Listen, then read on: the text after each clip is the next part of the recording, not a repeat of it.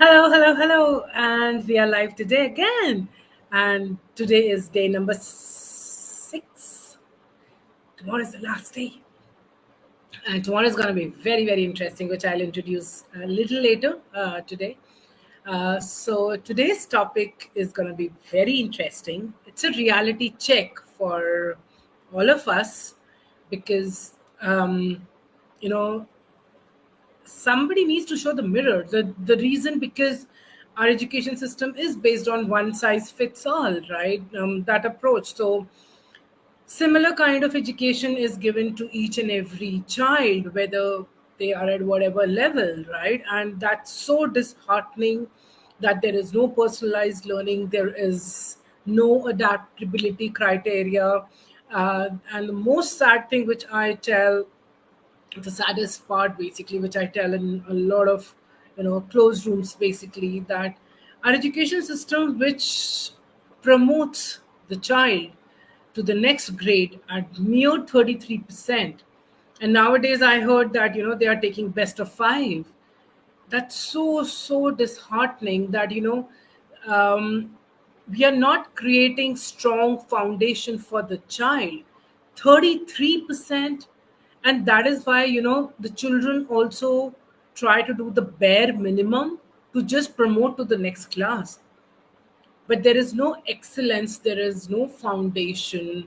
If you are getting, even I talked about even 90% children, because I work with a lot of children who are ace, they are really good at their work. But then for them as well, there are certain things which do not work basically, because they have certain other kind of issues, right? Because they're not getting challenged enough in the classrooms or the places where they go, apart from just getting the grades or the olympiads, or at the higher level more competitive exams. That's it. What's more? Are we really going to make children just study for the exam, and there's no learning per se for the foundation sake? So today, what I'm going to discuss is what we do really, really cater at Ed 3D is we categorize children into four parts. Nothing to offend. It's just unless and until we'll remain in a denial factor, and most of the parents are basically. So basically, what happens is basically that children who are they're a little anxious. For them, I'm going to show you basically what we are going to, what category of children what we cater with. I'm so sorry, I had a call, so I just got a little distracted. So today we are going to talk about four kind of students, and this is not only in maths. It's basically throughout, and this is just a broader category. We can go further into it, but this is the broader category basically. So okay, I missed this I over here. So what are the four categories of students in the math class? Basically, students who are really good at math, they know their stuff, right? And they can be very creative, they can think out of the box. So nerdy kind of students basically, they're really good. Then there are students who get good scores, but they're not conceptually very strong. And here, main challenge, the children who come up with, and these are the students sometimes, not sometimes, most of the times they come up with, very closed mind, that I know it all, I know everything, because they are, because on the reflection of their knowing is basically the marks in schools. And honestly, at this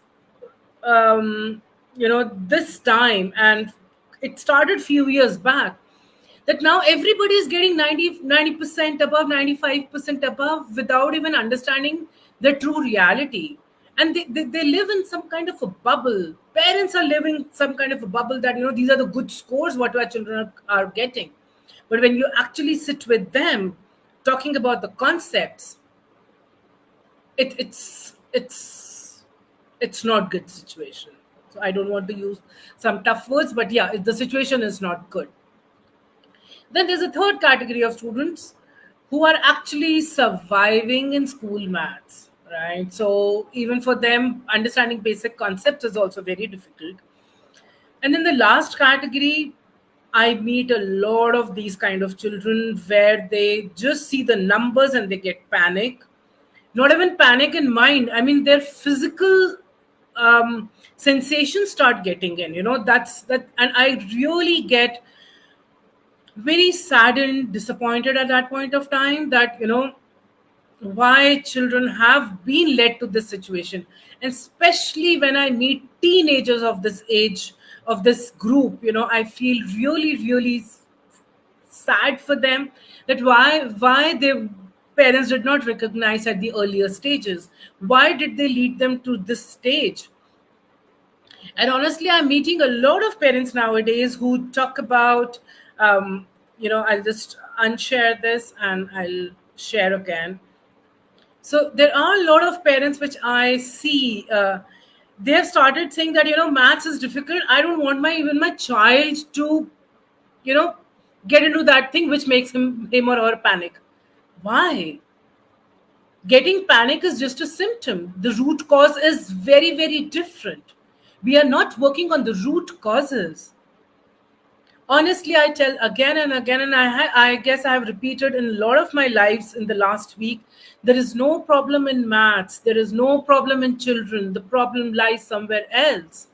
And we are not tackling that problem. Basically, we just blame either children or system, or we just pull them out saying that, okay, my child is not meant for maths. I meet a lot of parents and they say that, I don't want to build a math skill in my child. And I tell, math is not a skill. Thinking is a skill. Problem solving is a skill. Perseverance is a skill. Sitting with a problem is a skill. And we are not letting that muscle build in our children just because you want to take a short route, because you just want to with the myopic view, you just want to sit and look at the marks. What about if the question paper was set easier, and if the bars are high? Don't we want our children to have high bars, high standards for themselves? Because this is the root time. If we start making them shortcut and quick fixes, they will find quick fixes when they will grow up, and that's what it's happening all around. So that is where the substance, right now we all are rushing towards the style.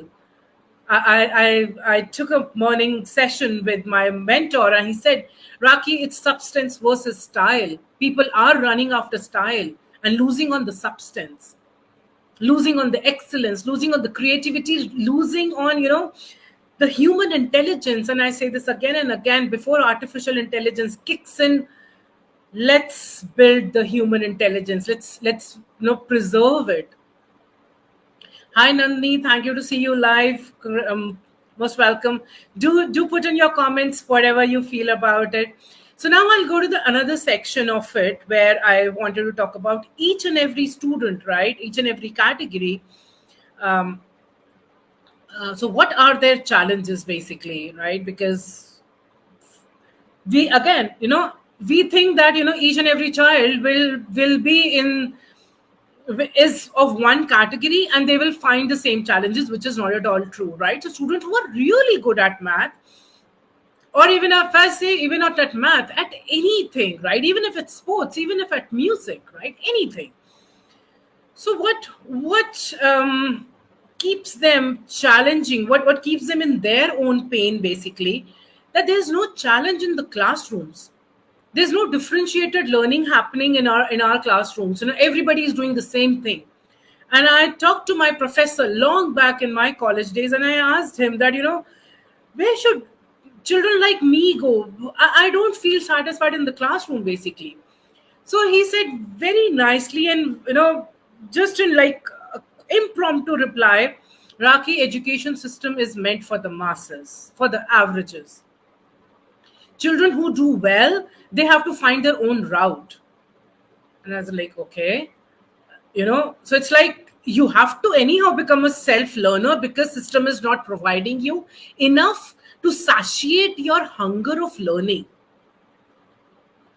Then apart, second point apart is insufficient opportunities apart from the Olympiads, or I get so many messages throughout the day, throughout the days. Raki, how about Olympiad preparation? I understand. Even I love doing Olympiad preparation with children. But if that is just your aim, I'm sorry for that. Our children deserve a lot better, and we need to give it to them. Then, because if they are not continuously challenged, they start feeling complacency, they start feeling sad, they start feeling dejected from the system itself. Because as a parent, we don't even understand their hunger of learning, basically. Because as parents, we see, okay, they're getting the marks, okay, so we are good. No, getting marks is one thing, and hunger of learning is very different thing. I remember my time, I used to come from school, I used to finish my homework in school so that I can do my self study at home, solve the puzzles. Nobody used to ask me for that, and there are a lot of children, and we don't find an ecosystem who can satiate that hunger, right? So basically, this is for the children who are good at math. Second category, which is a lot of children fall in the second and third category, basically. So this is for the children who are good. They get good scores. They make their parents very happy. They make their teachers very happy. They make themselves very happy. But then what happens if their marks are not proportional to the conceptual learning what they have? Because for getting marks, most of the time we are dependent on the rote learning. We study only for the test. We study only for tomorrow's exam. We don't look at the bigger vision, and that limits our deeper understanding.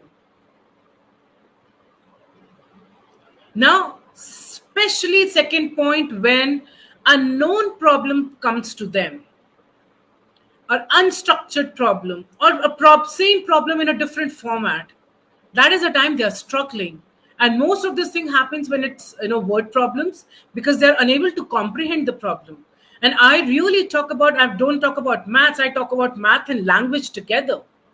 Because unless and until your math and language is coming together, understanding maths is going to be very difficult. Because again, I say that maths is not a calculative subject. Math is a thinking subject, and we don't realize that part. And exactly during the exams, third point, during the exams, during the assessments, when the complex problem comes in tweaked way, these children get confused. And because they have so short vision, short-term goals of just cracking the exam, they get shattered very soon, because they haven't built the muscle of solving unstructured or unpredictable problems. And honestly, if you see, the life throws, you see in the real life throws these kind of challenges to us, unknown problems every day. And when we grow up, we don't even know how to tackle those problems. We just either shove them, or we just mask them, or we just hide them. So that is what generally happens. Third category is again a mass students who are merely surviving in maths. And if you see, the major of the classroom basically lies in this section. Now, because once they have started losing the grip of the subject, the foundational knowledge, and as I said just few minutes back, that by 33% we are promoted to the next grade, right? 60%, 70% we are promoted to the next grade, and we think, okay, now I'm in grade 5 from 4 and to 6, and that whole how the chain works in our education system. But that creates gaps and gaps, and these are not even linear gaps, these are exponential gaps. And we don't even understand the kind of avalanche it's created when they reach to their high school and their 11th and 12th. And I meet so many students who are planning to crack their exam in 11th and 12th, and they themselves tell, they're like, I think I started losing the grip when it was fractions, maybe grade 4, or maybe I guess earlier division, grade 3. And I put multiplication problems in front of them in a little tweaked way. They don't even know how to do the multiplication thing. then you can imagine the gap what they have created, like till they have reached higher grades. And of course, when your foundation is not strong, the confidence, the performance ability, they all get affected. So we are sitting on the, if you see the cause and effect, we are sitting on the effect side. But what is the cause? We just tell children, oh, you're not scoring well, you're not scoring well, but are we really going to the root problem? We are not.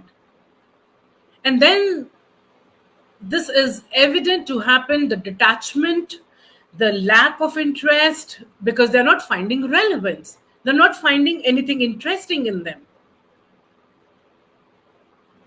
And that is where children start disconnecting, and then it grows and grows and grows, and it percolates to different subjects as well, because math is something which, if you're really good at it, it brings a very different level of confidence in you, because it's not about maths, but because it is a problem solver, right? And then problem solver of unpredictable nature makes you even better, stronger, confident in yourself.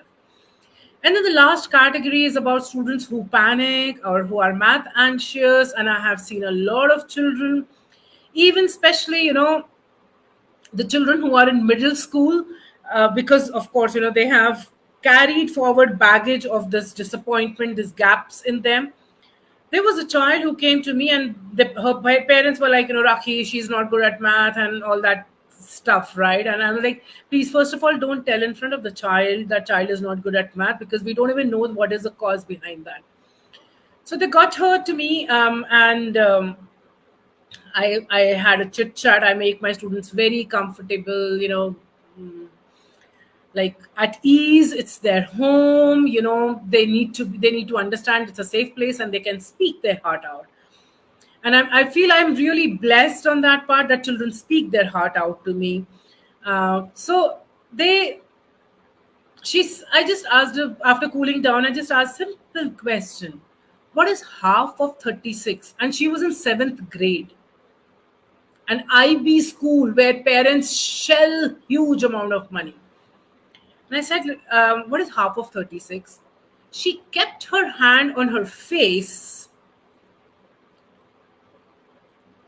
and she kept her hands on the face, and she was trembling. And I was like, what just happened? She could not tell me what is half of 36. She was really in the panic situation. So my point over here is, there are times, sometimes you do not know the problem, and that's okay. But have you built the skill to reach the problem in some or the other way? You could think of doing half of 30. You could think of half of doing 6, and then you can join the two halves. You can think of doing half of 40 and taking away 4 and getting half of it. You can do multiple things. But if you are not capable of doing that as well, it's not only the effect with maths, it's going to affect a lot of things. So the last part, and I think sometimes you would feel that I really feel children. I really tell in all the rooms, I am big advocate of children. I don't care what parents think, what teachers think, what schools think. But if we are not letting our children be happy in the environment, it's very difficult. We don't want our children to always be in the survival mode, or playing on the mediocrity or short tricks, or when I see all these, okay, I come to that. So yeah, so students who are panic and math anxious, so what are their problems? Of course, their problems are a lot. So they have high anxiety levels, impaired, to perform in the testing and the learning situation, of course, right? Especially when they are getting assessed. Then there are a lot of nowadays schools, or other places, they do math related activities, and even sometimes these children know what they had to do, just because now they have ingrained in themselves so much that they are not good at math, they won't even speak. That fear of failure is so much ingrained that they think that it's it's difficult for me to speak even. speak my heart out. And then, of course, because of the stress, they find it difficult to retain and process the information during the lessons or exams. And it's not because they're not good at math, it's because the accumulated stress, basically. And that's where these children, they start finding the whole thing very, very difficult. So it's not like, I want to be a little harsh or something, but the point is, if you have the reality check, if you have to be truthful to yourself, to your child, you need to understand that, where are the pitfalls, because unless and until you understand the baseline, we can't move forward from there. The idea is to get them like 2x performance, 3x performance. But first we need to understand the baseline. You can't expect a 60% child to get 100% or 90% next day, right? But first of all, we need to acknowledge, okay, I am at 60%. That's nothing wrong. The past is the past, but then there is a way forward from here. You can't live your life with always 60%, right? You can't live your life with always 80%, right? You need to upgrade yourself. And as it said, to err is human, to growth is also human. That is what make us a different species. And if you're not growing, there's no point. It's not like you're going to school for 10 hours and then you are coming up with the same standards. Then where's the growth curve? What is your learning curve about? So today I just wanted to show that, have a reality check. Just watch the video, look in what categories you fall in. Nothing to feel boasted about yourself, or nothing to feel ashamed about yourself, because I have seen multiple times children who are really doing good. You remember that that rabbit and tortoise race, right? So sometimes the excellence, the talent, sometimes it takes backseat if you are consistent with something, if you have developed the growth mindset. So, you need to upgrade yourself, you need to change your mindset, which we do a lot in our programs. So, it's like all the entry levels are most welcome, but then, how we need to work to start with is different for different children. And that is where, the growth starts happening. It's just 1 year if you give to your child for their, honestly, I am I guess I'm one of the few ones who say that if children come out of my system faster, I would be the happiest. Why? Because in my system, children learn how to be self-learners, self-motivators. Then they make their own profiles. They understand that what they are, where they have to go. Once children start taking responsibility of their own self, they realize their full potential. And once they realize their full potential, they bloom like anything. Honestly, even you won't even need to interfere or intrude in their learning journey. They would be master of their own craft. And that is where that's my forte, basically, to make children, master of their craft. Some might take quick steps and reach there because they might be closer to the goal. Some might take long time, but it's a process. It's not a magic wand to be, just swish around. It takes time, but if you really dug deep, it's going to be the best gift what you could have ever given to your child. So this is about today. If you were watching live, please put hashtag live. If you're going to watch replay, please put hashtag replay. And I would love if you could put your comments today, because I really want to understand, what did you learn? What was your takeaway from today's video? Now, tomorrow is, yes. Those who are watching live today, I am giving, or even replay, I'm going to give top 10 people my one-to-one clarity call for 30 minutes. And that's going to be like an intense talk with me. You can, clear your doubts. You can understand where you stand for. I'll give the link. And, once you put the message down there. I'll DM you the link how to book the call with me. So I really look forward. I love connecting with people on the personal level to understand, where the parents are coming from, where they're going, and what are their expectations, what's a reality check. So we'll do that stuff.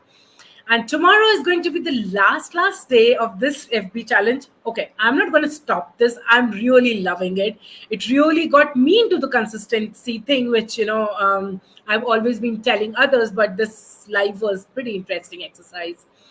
So tomorrow is gonna be live with one of amazing person, Jaspreet Sethi. She's founder of Hathanoki, and she's a game designer. She has designed a beautiful game called Yonju, and I'll have a quick chat for 20-30 minutes. We have designed really nice questions to chit chat so that you can understand how gamification is helping in mathematical learning.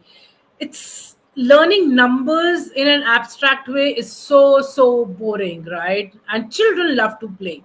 We need to be empathetic and understand how children learn, not like adult version of child centric learning. It's child way of child centric learning, and children learn that way. So uh, tomorrow is going to be really interesting chatting time. So do catch us here at 7:30. This profile, you're going to love it. So bye bye. Have a good night, and see you tomorrow. Same here, right here. Bye bye.